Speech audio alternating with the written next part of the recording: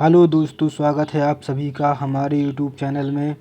तो दोस्तों, आज की इस वीडियो में हम बात करने वाले हैं जीके और जीएस से रिलेटेड मोस्ट इम्पोर्टेंट क्वेश्चंस के बारे में।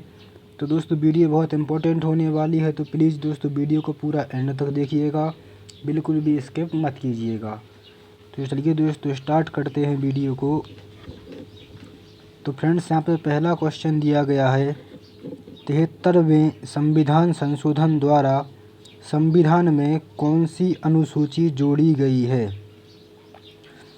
तो दोस्तों, इसका सही आंसर है ऑप्शन सी, यानी कि 11वीं। तो दोस्तों, आप सभी को याद रखना है कि 73वें संविधान संशोधन द्वारा संविधान में 11वीं अनुसूची को जोड़ा गया है। और दोस्तों, यह जो 73वां संविधान संशोधन है, यह 1992 में किया गया था। ठीक है, तो आपको यह सन भी याद रखना है, क्योंकि दोस्तों कभी कभी एग्जाम्स में पूछ लिया जाता है कि 73वां संविधान संशोधन कब किया गया था। तो आपको याद रखना है कि 1992 में किया गया था। इसके बाद दोस्तों, अगर हम बात करें कि जो संविधान संशोधन है, तो दोस्तों भारत के संविधान में संविधान संशोधन करने की जो प्रक्रिया है, उसको किस देश से लिया गया है? तो दोस्तों, यह भी आपको याद रखना है, भारतीय संविधान में संविधान संशोधन करने की प्रक्रिया को दक्षिण अफ्रीका से लिया गया है। ठीक है दोस्तों, तो यह भी आपको याद रखना है।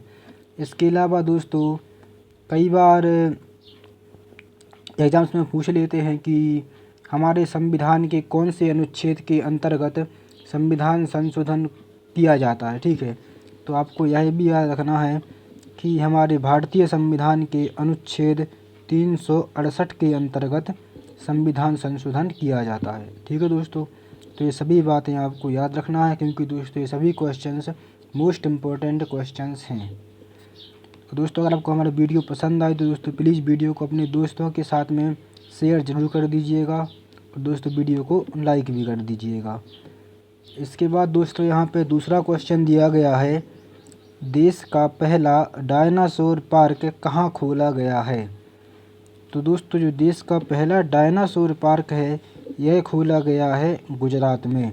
और दोस्तों, गुजरात का एक महिपाल ज़िला है, वहीं पर इसे खोला गया है। ठीक है, तो आप चाहें तो ज़िले का नाम भी याद रख सकते हैं। इसके बाद दोस्तों, तीसरा क्वेश्चन दिया गया है, जोते हुए खेत का प्रमाण किस हड़प्पा स्थल से प्राप्त हुआ है? तो दोस्तों, जो जोते हुए खेत का जो प्रमाण है, यह हड़प्पा के कालीबंगन नामक स्थल से प्राप्त हुआ है। ठीक है, कौन से स्थल से? कालीबंगन। तो यह भी आपको याद रखना है।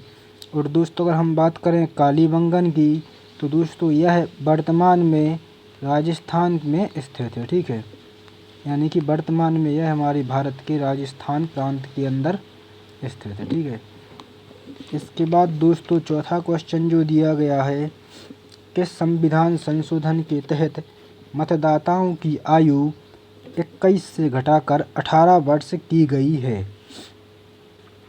तो दोस्तों, जो हमारे देश में मतदाताओं की आयु है, तो दोस्तों यह पहले 21 वर्ष थी, और दोस्तों बाद में इसे घटाकर 18 वर्ष किया गया था।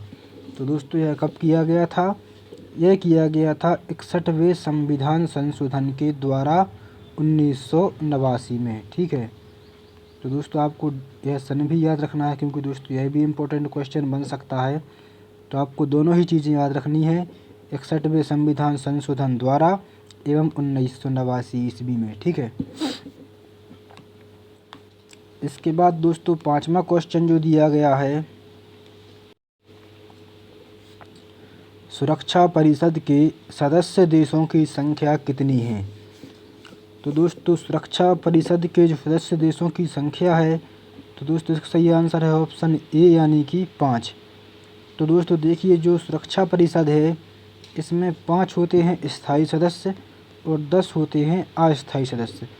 तो दोस्तों टोटल में इसमें सदस्यों की संख्या 15 होती है। ठीक है, लेकिन अगर एग्जाम्स में ऐसा क्वेश्चन आता है कि सुरक्षा परिषद के सदस्य देशों की संख्या कितनी है, तो आपको 5 ही लगाना है, क्योंकि जो स्थायी सदस्य हैं इसके, उनकी संख्या 5 है। ठीक है, और दोस्तों अगर हम बात करें कि जो इसके 5 स्थायी सदस्य हैं देश हैं तो वो कौन कौन से हैं, तो दोस्तों वो हैं अमेरिका, ब्रिटेन, फ्रांस, रूस और चीन।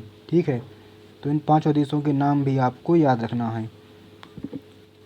इसके बाद दोस्तों 6वां क्वेश्चन दिया गया है, वर्ष 1920 में लाहौर से लाला लाजपत राय द्वारा कौन सा उर्दू समाचार पत्र प्रारंभ किया गया था। तो दोस्तों यह किया गया था वंदे मातरम समाचार पत्र। दोस्तों मोस्ट इम्पोर्टेंट क्वेश्चन है, कई बार एग्जाम्स में आ चुका है, तो दोस्तों इसको आपको अच्छे तरीके से याद रखना है।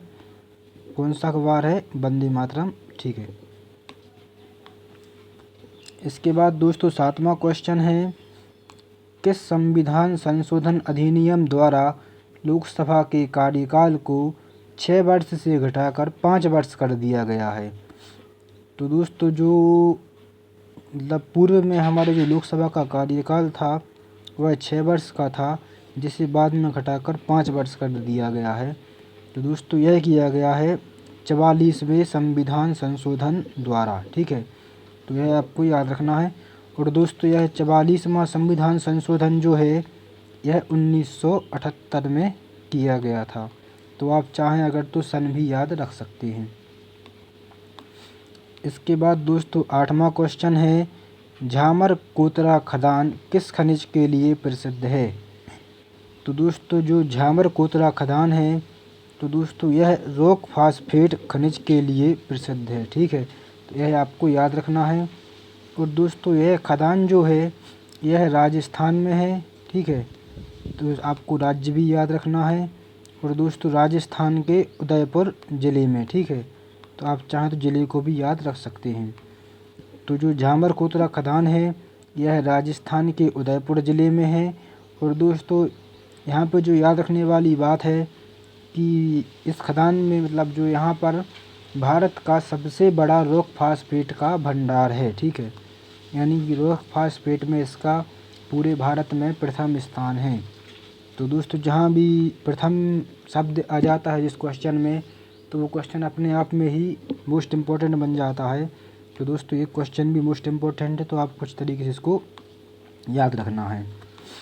इसके बाद दोस्तों 9वां क्वेश्चन दिया गया है, वर्ष 1905 ईस्वी में बंगाल विभाजन किस वायसराय ने किया था। तो दोस्तों आप सभी जानते हैं कि जो वर्ष 1905 में बंगाल का विभाजन किया गया था, तो दोस्तों आपको बताना है कि यह किस वायसराय के द्वारा किया गया था। तो दोस्तों यह किया गया था लॉर्ड कर्जन के द्वारा। ठीक है दोस्तों, तो यह भी आपको याद रखना है। इसके बाद 10वां क्वेश्चन जो दिया गया है, किसी राज्य में सामान्यतया किसके परामर्श से राष्ट्रपति शासन लागू किया जाता है। तो दोस्तों यह किया जाता है राज्यपाल के परामर्श से। ठीक है दोस्तों, तो आपको याद रखना है कि किसी भी राज्य में राज्यपाल के परामर्श से ही राष्ट्रपति शासन लागू किया जाता है।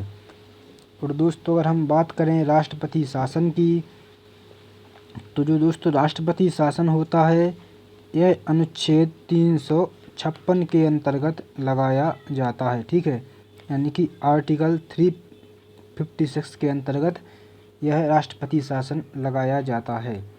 और दोस्तों जो राष्ट्रपति शासन है यह अधिकतम 3 वर्षों के लिए लगाया जा सकता है। तो यह भी आपको याद रखना है। इसके बाद दोस्तों 11वां क्वेश्चन है, फाहियान के भारत आने का क्या उद्देश्य था। तो दोस्तों जो फाहियान है यह एक विदेशी यात्री था और दोस्तों यह भारत भ्रमण करने के लिए आया था। तो दोस्तों यहाँ पे पूछा गया है कि इसके भारत आने का क्या उद्देश्य था। तो दोस्तों इसके जो भारत आने का उद्देश्य था वह था गौतम बुद्ध की शिक्षा का अध्ययन करना। तो दोस्तों यह आपको याद रखना है। और दोस्तों यह किस देश से आया था। तो दोस्तों यह आया था चीन से, यानी कि फाहियान एक चीनी यात्री था। और दोस्तों यह किसके शासनकाल में भारत आया था। तो दोस्तों यह चंद्रगुप्त द्वितीय। ठीक है, चंद्रगुप्त द्वितीय जिन्हें हम विक्रमादित्य के नाम से भी जानते हैं। तो दोस्तों यह चंद्रगुप्त विक्रमादित्य के शासनकाल में भारत आया था। ठीक है, तो ये सभी बातें आपको अच्छी तरीके से याद रखनी हैं। इसके बाद क्वेश्चन नंबर 12 है, मोहम्मद गौरी ने जयचंद को किस युद्ध में पराजित किया था? तो दोस्तों मोहम्मद गौरी ने जयचंद को चंदावर का युद्ध में पराजित किया था, जो कि 1194 ईस्वी में लड़ा गया था। ठीक है दोस्तों। इसके बाद दोस्तों यहाँ से आपको ये सभी जो 4 युद्ध दिए गए हैं, तो दोस्तों यह चारों ही आपको याद रखने हैं कि कौन सा युद्ध किस सन में लड़ा गया था। तो यहाँ पर जो दोस्तों तराइन का प्रथम युद्ध हुआ था, यह 1191 ईस्वी में हुआ था। इसके बाद दोस्तों तराइन का द्वितीय युद्ध जो हुआ था, यह 1192 ईस्वी में हुआ था। और दोस्तों जो कन्नौज का युद्ध हुआ था, यह 1194 ईस्वी में हुआ था।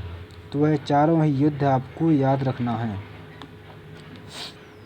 इसके बाद दोस्तों क्वेश्चन नंबर 13 है, राष्ट्रपति शासन अधिकतम कितने समय के लिए लगाया जा सकता है? तो दोस्तों यह मैं आपको पहले ही बता चुका हूँ कि राष्ट्रपति शासन जो है यह अधिकतम 3 वर्ष के लिए लगाया जा सकता है। और दोस्तों इसमें जो जानने वाली बात है कि दोस्तों जो राष्ट्रपति शासन है यह पहली बार में 6 महीने के लिए लगाया जाता है, लेकिन इसे संसद के दोनों सदनों यानी कि लोकसभा एवं राज्यसभा में पारित करके 6-6 महीने के लिए बढ़ाया जाता है। इस प्रकार से यह अधिकतम 3 वर्षों के लिए लगाया जा सकता है। तो आपको याद रखना है। इसके बाद दोस्तों क्वेश्चन नंबर 14 है, फतेहपुर सीकरी की इमारतें किसकी बनी हैं? तो दोस्तों फतेहपुर सीकरी जो है, तो दोस्तों ये जो इमारत है इसकी जो बनी है, यह बनी है लाल पत्थर से। ठीक है, तो आपको याद रखना है। और दोस्तों इसका कई बार एग्जाम्स में पूछ लेते हैं कि फतेहपुर सीकरी का निर्माण किसके द्वारा करवाया गया था? तो दोस्तों फतेहपुर सीकरी का निर्माण करवाया गया था अकबर के द्वारा। तो दोस्तों यह भी आपको याद रखना है। और दोस्तों जो अकबर के जो अभियान थे, तो दोस्तों उन्हीं अभियानों में से एक था गुजरात विजय अभियान।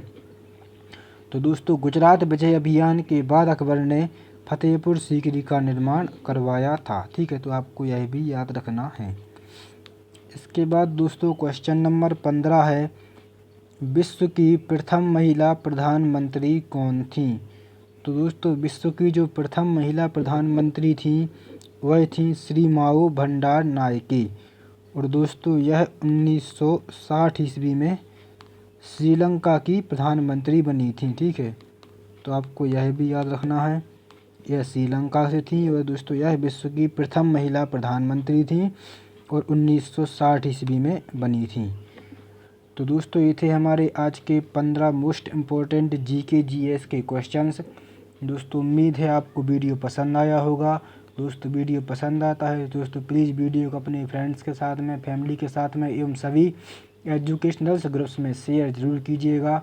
और दोस्तों वीडियो को लाइक कीजिएगा और दोस्तों कमेंट कीजिएगा। और दोस्तों अगर आपने अब तक हमारे यूट्यूब चैनल सब्सक्राइब नहीं किया है तो दोस्तों लाल बटन दबाकर हमारे चैनल सब्सक्राइब कर लीजिए और बेल आइकन को प्रेस कर लीजिए। तो फ्रेंड्स मिलते हैं अगली वीडियो में, तब तक के लिए थैंक यू सो मच।